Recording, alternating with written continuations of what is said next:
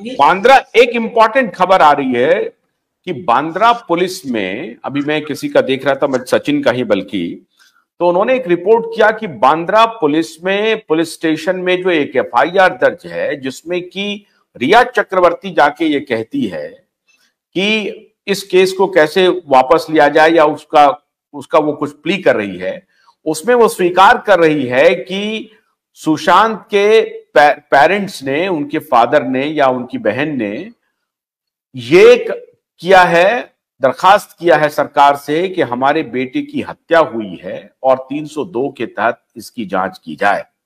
इसके पहले यह हो रहा था कि एबेटमेंट ऑफ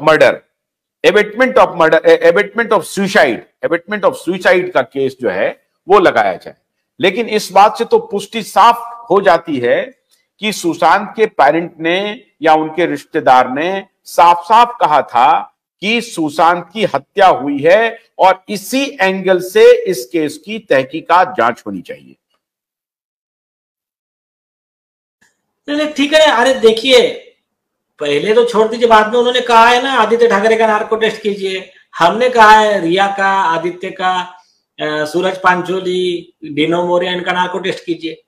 वो तो कोई बड़ा मसला नहीं है, वो तो छोटा विषय। मेन विषय यह है कि इन्वेस्टिगेशन सही दिशा में जा रहा कि नहीं जा रहा। अभी देखिए 306 का एफआईआर ऑलरेडी रजिस्टर्ड है, उसको 302 बनाने के लिए किसी कोर्ट की परमिशन की जरूरत नहीं है सीबीआई को। एक राइटिंग में लिखेगा, उस दिन 302 लागू हो जाएगा, कोई बड़ा मसला नहीं है। वो विषय यह है कि जैसा कि कोर्ट ने पूछा, आज तक रिया को अरेस्ट क्यों नहीं किया? कि अगर तुम्हारे पास मटेरियल है तो करो उसको अरेस्ट। 3 साल से उसको आपने एक बार बुलाया, बाद में बुलाया ही नहीं। तो ये जो है ना, 3.5 साल हो गए आज। तो ये मेन, इस पे हमारा मेन आरोप यही है सीबीआई पे। और देखिए ये जो बहुत बड़ा अभी सीबीआई जब ये उसको जाना था बाहर दुबई, रिया चक्रवर्ती को, तो सीबीआई इंटरवीन की थी। उसके बाद सीबीआई ने क्या किया? कोई चीज पब्लिक डोमेन में नहीं है। अब भी सीबीआई आकर के ब्रीफ नहीं कर रही है कि ये गई थी ड्रोल्स कंपनी का ये करने के लिए। चक्कर क्या है? कोई दबाव है सीबीआई के ऊपर? क्योंकि ऑनरेबल चीफ जस्टिस के पुत्र अपीयर हुए थे उनके इसको लेकर के। तो ये क्या एक नोशनल वैल्यू है कि कहीं सीबीआई के जहन में ये रहती है कि अभिनव चंद्रचूड़ इस अपीयर हुए हैं, इनको ज्यादा हरास नहीं करें, क्या करें? कुछ ऐसा लग सकता है आपको कि ये भी दबाव होगा सीबीआई के ऊपर? नहीं, तो सीबीआई पे कुछ नहीं रहता। सीबीआई को ऐसा कुछ फर्क नहीं पड़ता है।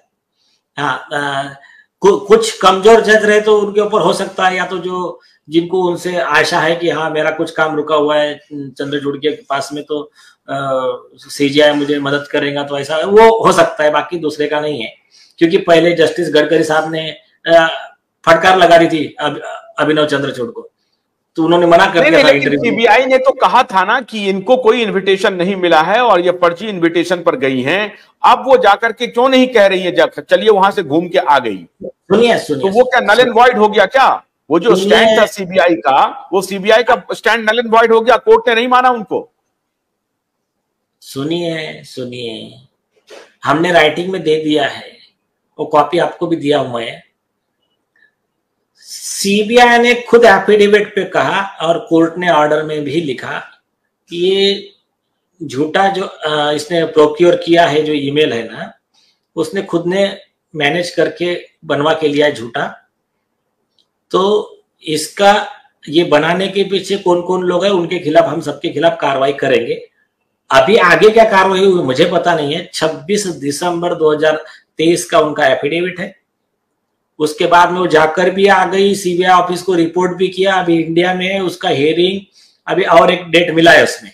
तो मैं ये चाहता हूं कि एसएसआर वॉरियर सीबीआई के पीछे लगे, उनको ईमेल्स भेजे, पूछे कि आपने झूठे ईमेल प्रोक्योरमेंट में फोर्जरी, परजुरी, कंटेम्प्ट की कार्रवाई रिया चक्रवर्ती पे क्यों नहीं की। मेरे हिसाब से आज के लिए इतना ही ठीक है। भोलानाथ का ब्रश कटर एक बैटरी से चलने वाली मशीन है जिसका चार्जिंग समय 3.5 घंटे है। इसे हम 6 से 8 घंटे बिना रुके चला सकते हैं। एक बार चार्ज करने पर ये 16,000 स्क्वायर फीट गेहूं, चावल, बजरा, जोबर के खेत काट सकता है, जबकि इसी कार्य को पेट्रोल ब्रश कटर 1000 रुपए पेट्रोल का खर्चा करता है।